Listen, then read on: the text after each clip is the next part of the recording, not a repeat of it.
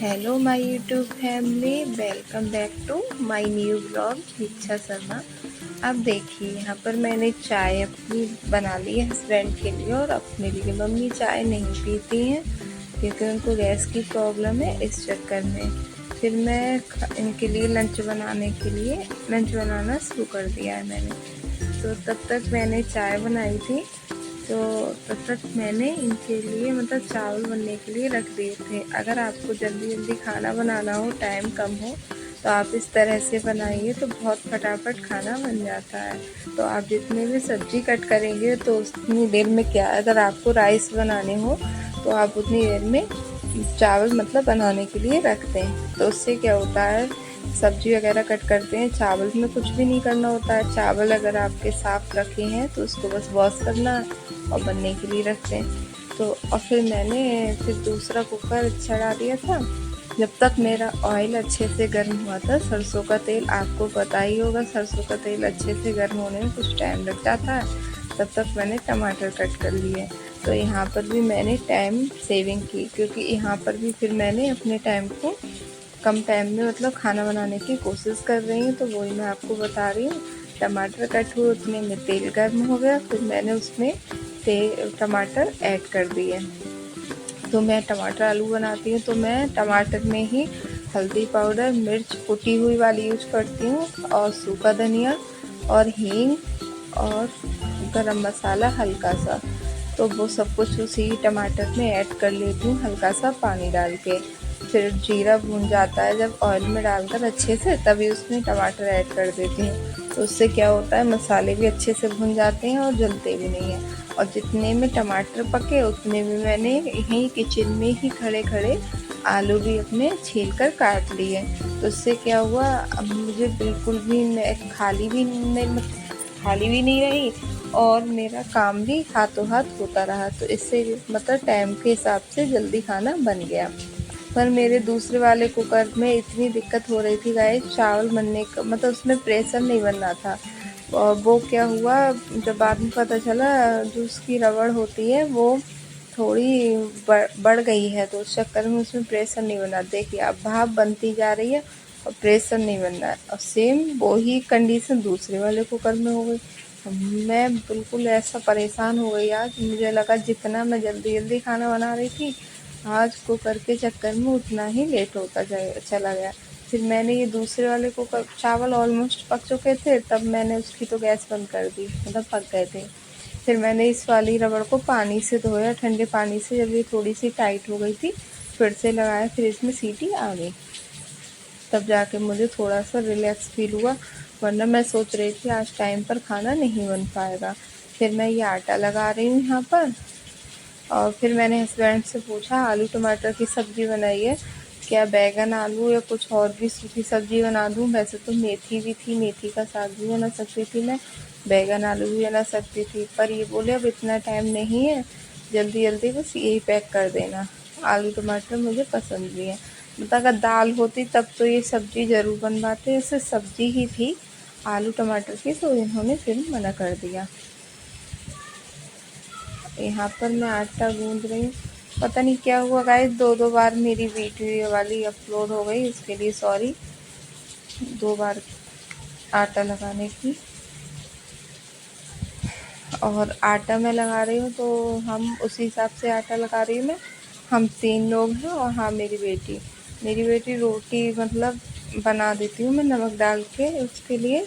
पराठा ज़रूरी नहीं है डेली डेली पराठा बनाऊँ, नमक एक डाल के उसको रोटी बना देती हूँ। तो फिर क्या है, वो अचार, नींबू के अचार से बहुत ज़्यादा पसंद करती है, तो वो अच्छे से खा लेती है। तो मैं उतना ही आटा लगाती हूँ, फिर शाम को मैं नया आटा लगाती हूँ कान्हा जी का भोग लगाने के चक्कर में। और भी क्या है, भोग नहीं लग पाता है मॉर्निंग में खाने का, तो मैं कुछ नहाने के बाद में मैं या मेरी मम्मी कुछ ना कुछ बनाकर भोग लगा ही देते हैं। 4 से 5 बार कान्हा जी का भोग लगना चाहिए, तो उस तरह से हम लोग लगा देते हैं। और सुबह में दूध देना, रात को दूध देना, ये देते ही हैं। और किसी फ्रूट्स का और ड्राई फ्रूट्स का स्टेप से भोग लगता रहता है। तो क्या है, कान्हा जी को वैसे भी मीठी चीज़ों का और वैसी चीज़ों का भोग लगाएं तो ज़्यादा ही ठीक होता है। तो कभी खीर बन जाती, कभी कुछ। फिर मैं मम्मी के लिए नींबू वाली चाय बना रही हूँ, तो उसमें पानी रखते हैं 1 कप और बहुत ज़रा सी पत्ती पड़ती है, ऐसे समझ लीजिए 8-10 दाने पत्ती के, और ज़रा सी चीनी। फिर जब वो बन जाती है फिर उसमें नींबू डाल देते हैं। फिर मम्मी सुबह को वही ले लेती हैं।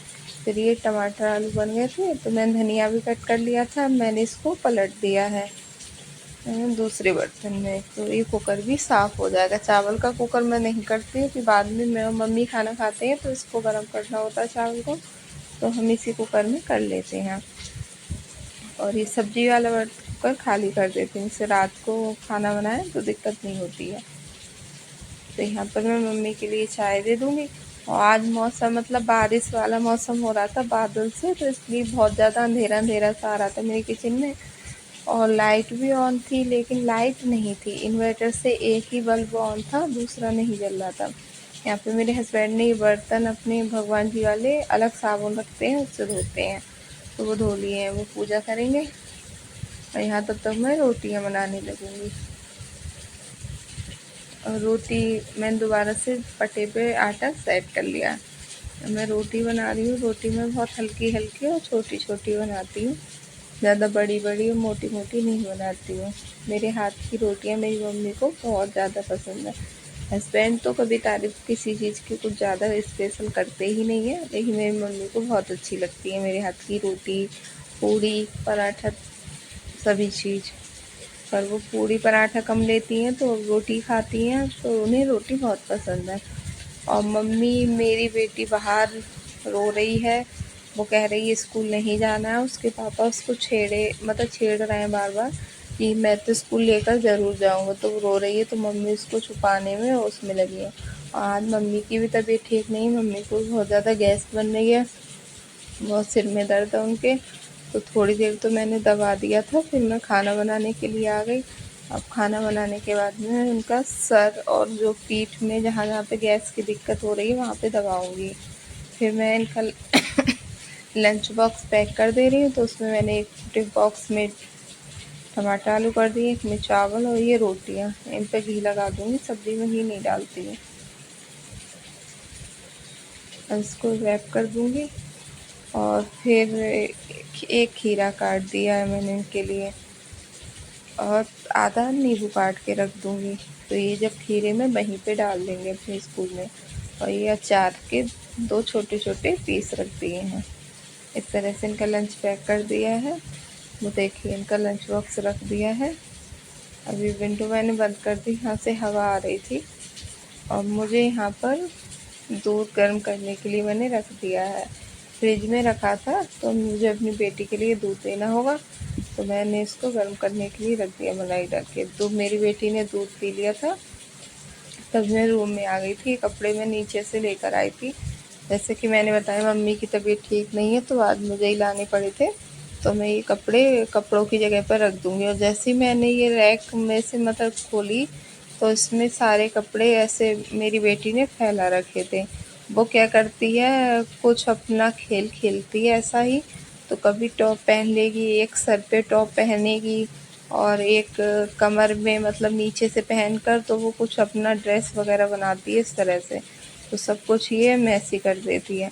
तो मुझसे कह रही थी मम्मा मुझे कुछ बनना है, मैं कपड़े ले लूँ, तो मैंने अभी मना कर दिया, इनका बेटा अब मत छूना, मैंने उसको सेट कर दिया है, अगर तुम्हें छूना है तो मुझसे ले लेना। फिर मैंने यहाँ पे बर्तन वॉश कर दिए थे सारे, और किचन बिल्कुल क्लीन कर दिया है। अब मैं अपने और काम करूँगी, जैसे झाड़ू लगाना है, पोछा लगाना है, इस तरह से। फिर मैंने झाड़ू पोछा वगैरह लगा दिया था, टाइम काफ़ी था, 9:30 बजे थे।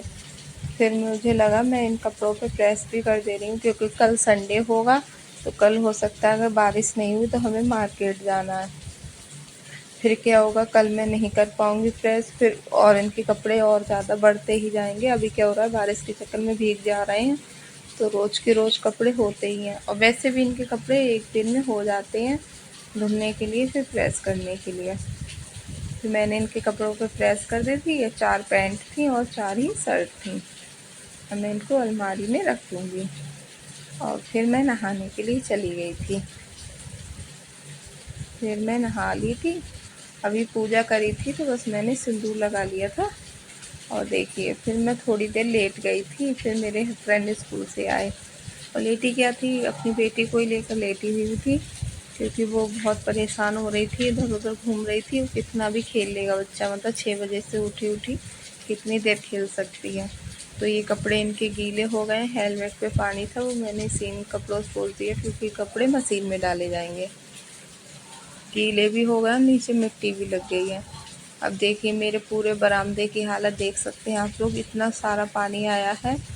ये देखिए यहाँ पर बहुत सारा पानी इकट्ठा हो गया है। अब मैं पीछे देखिए बारिश हो रही है और यहाँ से ये पाइप हटा दूंगी। ये पाइप किचन में से पाइप आया है, वो वाला पाइप है, तो इससे क्या होता है यहाँ पानी रुक जाता है बरामदे में। फिर मैं इस पानी को साफ कर दूंगी। और पूरे बरामदे में पानी आया है बारिश के चक्कर में, आप देख सकते हैं कितना सारा पानी है।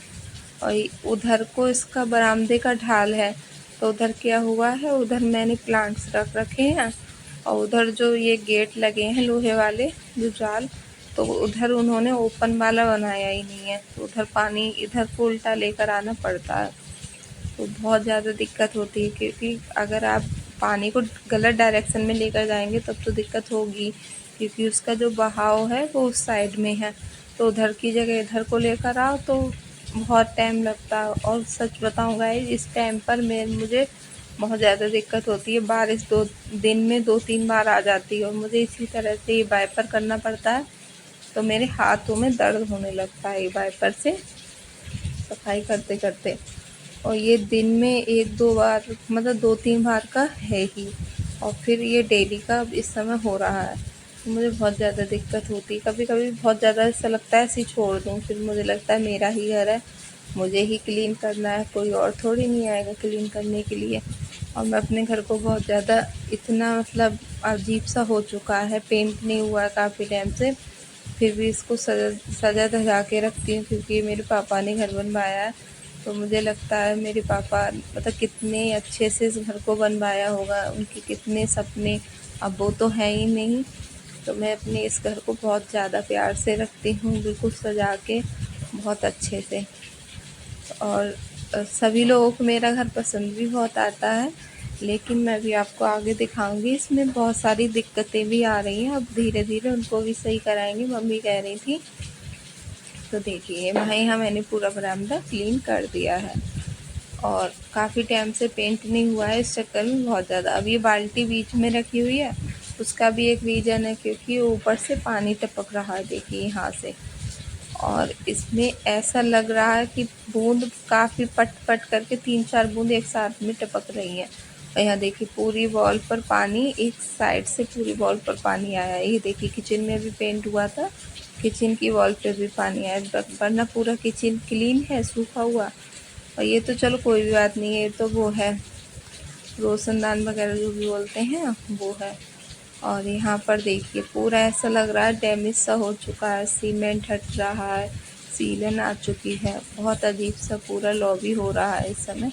तो अब ये बारिश वगैरह रुकेगी उसके बाद सही कराना है। झाड़ू खड़ी नहीं करते हैं, लेकिन मैंने बहुत मजबूरी में इसको टेका था, यहाँ पर ये भीग गई थी और वरना ये बिल्कुल ख़राब हो जाती। अब यहाँ पे फिर मैंने बर्तन धो दिए थे, टिफ़िन वगैरह मेरे हस्बैंड आए थे। अब कल बनाऊंगी न्यू ब्लॉग, उसमें मिलते हैं, तब तक के लिए बाय बाय गाइस।